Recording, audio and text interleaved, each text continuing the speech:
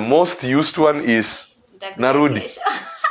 Narudi, acha niende hivi nakuja. Ama nitakuja kesho. Ama nimeacha pesa mahali fulani. Acha niende pesa, you know.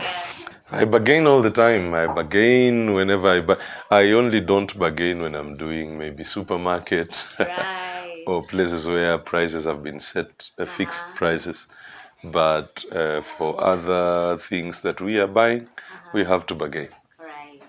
Hello, Apostle Martin Cripps. Hello. How are you feeling this evening? I am well. I bless the Lord. How are you? I'm good. Thank you so much for the opportunity to have you here once again. You're very much welcome. It's an honor. Amen. So I have known you to be a marketplace minister, and I have seen you ministering to the people in the marketplace and giving advice, giving ways in accordance to the Bible. So allow me dig into that today. And so we're going to be talking about bargaining in the marketplace. Okay. So let me begin by this. Have you bargained before? Yeah. So if you don't mind, what were you bargaining about? Well, almost everything. Maybe one instance that you remember quite well. When I was getting my car, I had to bargain. When I was renting my house, I had to bargain. My business premise, I had to bargain. Purchasing most things that I purchase, sometimes I bargain. Bargain here and there, yeah. Do you have one specific interesting story about bargaining that you were bargaining? Interesting. None that is very interesting. I think all of them are just bargaining. Right. Like the normal bargaining until we get to an acceptable price. Right. Yeah. So were they all a success, as you can remember? Well, the purpose of bargaining is to come to a place where the buyer and the seller all agree on a specific price, something acceptable for both sides, win-win. So when we say it's a success, it does not really mean that the first price that I mentioned was accepted, but it means we got to a place where we were at equilibrium. It was acceptable for me, it was acceptable for the seller. Or the other way around, places have also sold things, it was acceptable for me, it was acceptable for the buyer. And so we would call that a success in bargaining. Right. Yeah. Right. So when we bargain in the marketplace, does it show weakness? No, bargaining is actually not weakness. You see, every seller wants to sell their goods at the highest price possible. That's right. Yeah, to make the highest profit. Every buyer wants to buy goods, quality goods, at the lowest acceptable price, or at the lowest price that makes sense. Right. So usually when you enter the market, any market, the seller will always put the highest price, the buyer will always put the lowest price. And the goal is that you want to buy at lowest when you're the buyer. The seller, the goal is that you want to make the most profit. So the objective of the seller here is to make profit, the maximum profit possible, to retain and make the customer feel satisfied, Right. you know. At the same time, keep the value of the brand. And lastly, to retain the customer for long-term, Right. you know, long-term dealings. The buyer, on the other hand, also wants to achieve his own objectives. One is to save the most amount of money possible, but you also want to get a quality product. So you're bargaining to get a quality product, but at the lowest price. So you want to achieve to save the most amount of money. Right. You also want to get the highest quantity at the lowest price. So when these people meet on the market, that's why bargaining happens, so that we come at an acceptable place. Imagine you want to sell something here, someone wants to buy it here. Right. It would not be acceptable if there is no room for bargaining. So what bargaining does is it brings you all to an acceptable place for both of you. So it's not a weakness. It's not like you lack money, that's why you bargain. Right. You'd be surprised how wealthy people bargain. So it's not that you don't have money. It's not that if you are the seller, then you are unagonga wasi. No, that's not the deal. The deal is just to achieve these things, whether you are the buyer or the seller, the side that you are. Right. Yeah. So I understand that from what you just said, bargaining is not limited to finances. You can bargain for quality. Bargaining is actually not limited for finances. We bargain on terms. Uh-huh. Yeah, to meet terms. We bargain on value. Uh-huh. We bargain on price. Right. So, for example, you're bargaining. You want to purchase a house. Oh, not a house. Probably you want to purchase a television, but not on the supermarket outlets. So you're going to these other vendors. So you purchase a television, and they tell you, we will sell this to you at 55,000. So you're like, no, I want it. I'll offer, let's say, 45,000. And then you bargain, and you get to a place where the seller presses you down and says, okay, the best I will take is 53,000. Then you're like, okay, then I'll do 53, but then free delivery. You do free delivery, so make sure you deliver it for free. Now, you see, we've not just bargained on the price, but we have also bargained on the value. That's right. The other value I'm adding is the after-sale services. So you might find you've actually saved a lot of money on the value. Right. So something you transport and probably it would cost you 8,000 shillings, it ends up costing you nothing, zero on transport, but you also agreed on a specific price. So bargaining touches on pricing, it touches on value, it touches on terms. Yes, Right. not just cost. I love that. I love that. Not just cost. Because most of the times that people talk about bargaining, the first thing that comes in mind is cash. I'm low on cash, right? I'm low on cash. So that's a good point. Thank you so much for that. Just to continue on it. So most times when we are bargaining, how do we manage our emotions? Because I understand it can get quite hot. That's true. Yeah. Whether it's the buyer or the seller, one thing that must be kept, one thing you must take care of is your emotion. Anytime you bargain, this is market strategy. They will use your emotion, whether you are the seller or the buyer. They will use your emotion. So what you do, keep calm, stay natural. Don't go, if you're the buyer, don't go excited. Because the moment you go excited, they know you're hungry for this thing, so you'll get it at any price. People who are going to buy their first car, I pity people that buy their first car. Whenever people buy their first car, those people, always people that buy their first car, huwa wanagongwa kila time. Because you are so excited, like, I really want this thing, so they take advantage of that emotion. Number two, never accept yourself to get worked up. When you get worked up, always the calm person will always win. Right. His way always goes, the calm one. So what you do whenever you're going to buy or whenever you're the one selling, take care of your emotions, be composed. Don't show you are excited. Don't even show you are moved by emotion. No, keep composed, keep calm, mention your price, if you're the buyer, mention the price, your offer, be quiet. It lets the other person talk a lot. Again, emotion makes people talk too much. Talking too much gives room for someone to identify a weakness and use it when it comes to bargaining. So you find yourself talking too much about a certain product, you might end up spilling too much beans if you are the seller, and you end up selling that thing at a lower cost because you overtalked. I hear. So keep your emotions calm, be collected. If you want to get excited before you get to the market. Once you get to the market, be composed, be calm, and then you can talk like that. Right.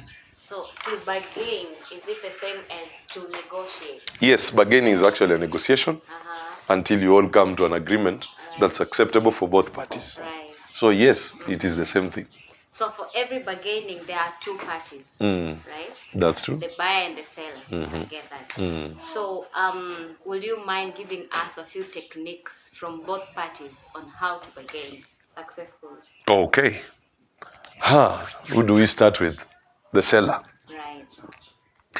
If you're the seller, the first thing is you must come up with, start at the highest price, but it must not be off the roof.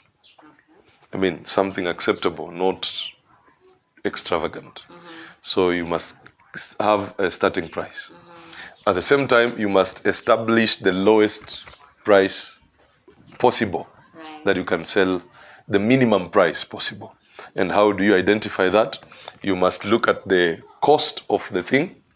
You took it from somewhere, so what is the cost? And then you must look at the what is it called? The operational costs. All right. Probably it is something you had to transport, you had to do what, and so the operational costs. And then number 3, you must look at the minimum range.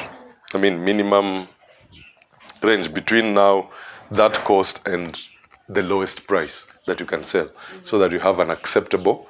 If you don't know these things, the buyer will take advantage of you. So you have the highest cost, you have the lowest cost. Number 3, if you are the seller, take advantage of value. Right. People don't just buy things for price. They buy things for value. Right. So if you can you can capitalize on value, you'll find it is easier to convince a client or a customer to buy something at a high price because of its value. Someone wants to buy a phone, and you know you're selling it at 50,000 shillings, or let's say 30,000 shillings, and then they want you to sell it to them at 25,000 shillings. At that time, it's a good time to remind them of the value. Wow. Now, when they get to know this one is a 256 or 512 GB ROM, it's a 108 megapixel camera. It's AI, whatever. It is this, it is that. Then you tell them that is why its price is like that. You find you tie the buyer. They find I cannot argue with the value between the value and the price that I want to offer. So capitalize on the value. Number 4, don't be quick to send away customers. If you cannot agree on a price, don't just say no. Give an alternative. Okay. For example, I want this thing at 1,500, Right. and you are selling it at 2,000, and you cannot come to 1,500. Truly, you cannot. It's not acceptable. You can give an offer, another offer, and say, I can give you 2 at 1,800 if you'll buy 2. Just to try and show them another side. You might find they will go for that one. They're likely to go there. Yeah. Or say, no, if you buy 3, I'll do it at this. Or you give another offer, an alternative that can make them rethink their, You might find most of them actually take the offers. Right. What else for a buyer? Or for a seller? Getting know your staff quite well, know Yes. the quality in them, Yes. and also be a solution giver, right? And then it is okay to know when to end the bargaining. If the price, they cannot meet the price, don't just say no. You can say something like, I wish I could be able to give you at that price, Right. but whenever you're ready. Sometimes when you say that and walk away from an offer, it might actually get you a customer. Right. I get that. Yeah, they will feel, oh, well, that is the best that you could do. They might even try to walk away, but you tell them it's okay. If myself, I have had to walk away at some point and then come back to the same place because that looked genuine, He said no. He said, I wish you could get down to your cost, but unfortunately, it would not be good for business. So maybe next time. It's okay. Thank you. So that feels genuine, and it might bring you a customer. So that is on the seller side. On the buyer side, one thing buyers don't like is they fear fake. Oh, by the way, on the sellers, Yes. buyers fear fake. If you assure them what you're selling is genuine, and that's why its price is high, they will go for it even if they're not sure. Right. I get that. I was talking to a certain business person. They were telling me she sells shirts. And there is a particular shirt she was selling at 1,200 shillings and took to a certain client and they refused to buy it at 1,200. And then went back, stayed after some time, took the same shirt at 5,000 shillings. Wow. They bargained up to around 4,000 and something. But the reason the person bought is she went and convinced the person that this is a good fabric. It's quality. It was the same thing. Now, that's just some trick. Don't ask me whether it's right or not. Right. But she was able to sell her product because she knew the brand and the quality. This person only feared to buy fake. So he associated the cost of the thing with the quality. Right. But that's for another day. Now, on the buyer side, you have to first set a minimum amount that you're willing to start with bargaining. So you must have minimum, but it must not be mocking. There is a price you say and it's mocking. An offer you give, it's mocking. I'm selling something at 3,000, you're coming with an offer of 500 shillings. Surely it's, So have the lowest. Number two, do your market research before you go to the market. Okay. Once you have no information, the seller will take advantage. Sure. Because you don't know. You're just going to buy something they've told you it's 5,000. You don't know the price range of that thing in the market. You don't know the market value, the market price of that thing. So you've gone to the market, you don't know the price, but you want to offer. So someone tells you 5,000, you're like, please do for 4,500. And like, okay, 4,500, so later. And then you go home and realize that thing costs 2,000 shillings. So do your research. Find the price of the thing in the market before you go to give your offer. Come up with the lowest amount, but not mockery, and a range up to which you can come up to. Yeah. Buyers, please manage your emotion like you asked. Yes. It's important to manage your emotion. Don't look too excited. Don't look nervous. Remain calm, composed. Now, when you are giving an offer, mention the offer and keep quiet. Right. The quietness makes the seller feel like they need to explain more. Okay. Or they need to calm down to meet you. So if someone says something, then you say, I can only offer this amount. Be quiet. Don't overtalk. At that time, they feel like, that silence makes them feel like they need to calm down a bit to meet you. So it's good to use that silence in a good way. And then know when to walk away. Sometimes walking away helps. After you disagree and you walk away, say, okay, I can't do that price, and you're walking away. If this seller has a big margin on his profit, he might call you back and cut down. So walking away is okay. If he lets you go, you just okay. But most of them, if the margin is still acceptable and they can reduce it, they will call you back. Okay, come tuongee basi. Uko na ngapi? Unaweza shuka mpaka wapi? So walking away is good for a buyer. Right.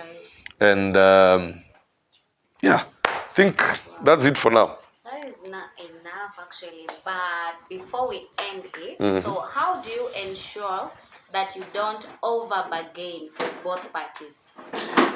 Over bargaining, that means you are poor at techniques. Because you also need to know how far you are going or you're willing to go. Yeah. That's why I said it's important you do your research. If you are the buyer, do your research so that you don't end up feeling like you are begging. It's not begging. Bargaining should not look like begging. Don't show desperacy by overdoing it. Right. Once you've done your research, you know the price range, you know this thing can come up to this point. Right. If it is not acceptable, walk away because you know the price range. But when you overdo it, it makes you look desperate. That means you're not even, For the seller, also know your place, know the margin, the minimum acceptable margin, so that you're also not taken advantage of and you don't overdo it. Right. And you must know when to say no, thank you, and walk away. Both as a seller and as a buyer, you must know when to walk away. Okay. Sometimes walking away helps. Right. So you must know when to walk away so that you don't overdo it. You don't over bargain. Yeah. Right. So finally, maybe an example of a phrase how to walk away politely.